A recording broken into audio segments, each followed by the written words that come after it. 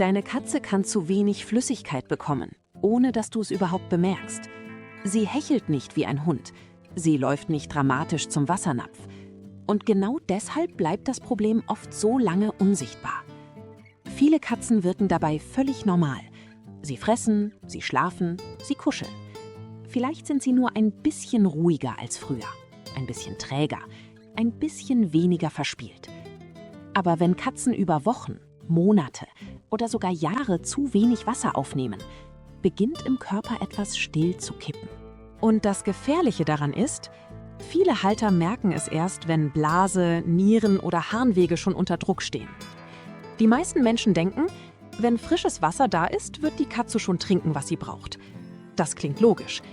Biologisch stimmt es aber nur teilweise. Denn deine Katze ist im Kern noch immer ein Wüstentier. Die Vorfahren unserer Hauskatzen lebten in trockenen Regionen. Wasser war dort nicht immer frei verfügbar. Deshalb haben Katzen sich evolutionär daran angepasst, einen großen Teil ihrer Flüssigkeit über Beutetiere aufzunehmen. Und genau dieser alte Mechanismus läuft bis heute in deiner Katze. Eine Maus besteht zum größten Teil aus Wasser. Nassfutter kommt dieser natürlichen Feuchtigkeit deutlich näher. Trockenfutter dagegen enthält meist nur ungefähr 8–10% Wasser. Und hier beginnt das eigentliche Problem. Eine Katze von etwa 4 Kilo braucht grob 200 bis 240 Milliliter Flüssigkeit pro Tag. Nicht nur Trinkwasser im Napf, insgesamt, also aus Futter und Wasser zusammen. Wenn eine Katze Nassfutter frisst, bekommt sie oft schon einen großen Teil davon direkt über die Nahrung. Wenn sie dagegen fast nur Trockenfutter frisst, müsste sie die fehlende Flüssigkeit zusätzlich trinken. Und genau das tun viele Katzen eben nicht zuverlässig genug. Nicht, weil sie stur sind, nicht, weil sie schwierig sind, sondern weil ihr Körper nie dafür gemacht wurde, große Mengen Wasser aktiv nachzuholen. Und das ist der Punkt, den viele übersehen. Das Problem ist nicht nur ein leerer Wassernapf. Das Problem ist oft ein Körper, der seinen Durst viel zu spät meldet. Aber was passiert eigentlich im Körper, wenn deine Katze dauerhaft zu wenig trinkt? Als erstes wird der Urin konzentrierter. Das bedeutet, es ist weniger Flüssigkeit da, um Abfallstoffe und Mineralien auszuscheiden. Der Urin wird dichter, die Harnwege werden stärker belastet. Und genau dadurch können Probleme begünstigt werden, die viele Katzen später entwickeln. Zum Beispiel Blasenreizungen, Kristalle oder im schlimmsten Fall sogar ein Harnwegsverschluss. Vor allem bei Katern kann das sehr ernst werden. Wenn deine Katze immer wieder aufs Katzenklo geht, presst, nur wenig oder gar keinen Urin absetzt, dann ist das kein Beobachten- und Abwarten-Thema. Dann muss das sofort tierärztlich abgeklärt werden. Aber genau hier wird es spannend. Die Blase ist oft nur der Anfang. Denn das Organ, das auf Dauer besonders leidet, sind die Nieren. Katzennieren arbeiten ohnehin sehr effizient. Sie sind darauf ausgelegt, Wasser zu sparen. Das war in der Wüste ein Vorteil. Im Wohnzimmer kann genau dieser Vorteil zum Risiko werden. Wenn über lange Zeit zu wenig Flüssigkeit in den Körper kommt, müssen die Nieren immer stärker konzentrieren. Abfallstoffe werden schlechter ausgespült, die Belastung steigt. Und das oft völlig still. Nierenerkrankungen gehören zu den häufigsten Gesundheitsproblemen älterer Katzen. Natürlich spielen Alter, Genetik und andere Faktoren auch eine Rolle. Aber dauerhaft zu wenig Flüssigkeit ist etwas, das den Körper zusätzlich belastet, Tag für Tag. Und genau deshalb ist dieses Thema so wichtig. Denn es geht nicht nur darum, ob deine Katze heute genug getrunken hat. Es geht darum, wie ihr Körper über Jahre hinweg arbeitet. Und damit nicht genug. Zu wenig Flüssigkeit beeinflusst nicht nur Blase und Nieren. Es verändert oft auch Verhalten, Energie und allgemeines Wohlbefinden. Eine Katze, die chronisch zu wenig Flüssigkeit aufnimmt, kann müder wirken. Sie spielt weniger, sie zieht sich mehr zurück. Das Fell kann stumpfer aussehen. Manche Katzen fressen schlechter. Andere wirken einfach nicht mehr ganz so lebendig wie früher. Und viele Menschen sagen dann, sie wird eben älter. Sie ist halt gemütlicher geworden. Sie schläft einfach viel. Manchmal stimmt das. Aber manchmal ist es nicht das Alter. Manchmal ist es ein stiller Flüssigkeitsmangel. Und das ist der Punkt, den die meisten übersehen. Deine Katze muss nicht dramatisch krank aussehen, damit ihr Körper schon unterversorgt ist.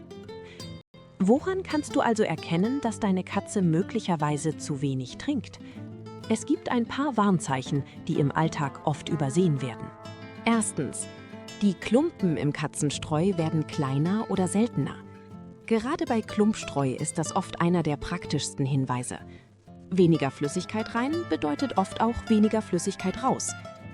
Zweitens: Der Urin riecht stärker als sonst oder wirkt deutlich konzentrierter. Das fällt nicht immer sofort auf, kann aber ein Zeichen sein. Drittens: Das Zahnfleisch fühlt sich eher klebrig als glatt und feucht an.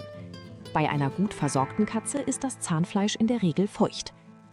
Viertens: Deine Katze wirkt schlapp, ruhig oder nicht ganz in Balance, obwohl du keinen klaren Grund siehst. Und fünftens: Sie frisst zwar, scheint aber rund um den Napf oder um den Wassernapf seltsam zögerlich, unsicher oder wählerisch zu sein. Jetzt ist wichtig: Keines dieser Zeichen allein ist eine sichere Diagnose. Aber mehrere zusammen ergeben ein Muster. Und genau dieses Muster solltest du ernst nehmen.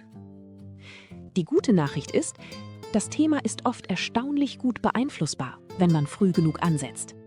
Du musst dafür nicht alles kompliziert machen. Du musst nur anfangen, katzengerecht zu denken. Also nicht: Warum trinkt meine Katze nicht so wie ein Hund? Sondern: Wie kann ich Flüssigkeit so anbieten, dass sie zu ihrer Biologie passt? Hier sind die wirksamsten Hebel. Erstens: Mehr Feuchtigkeit über das Futter. Das ist meistens der wichtigste Schritt überhaupt.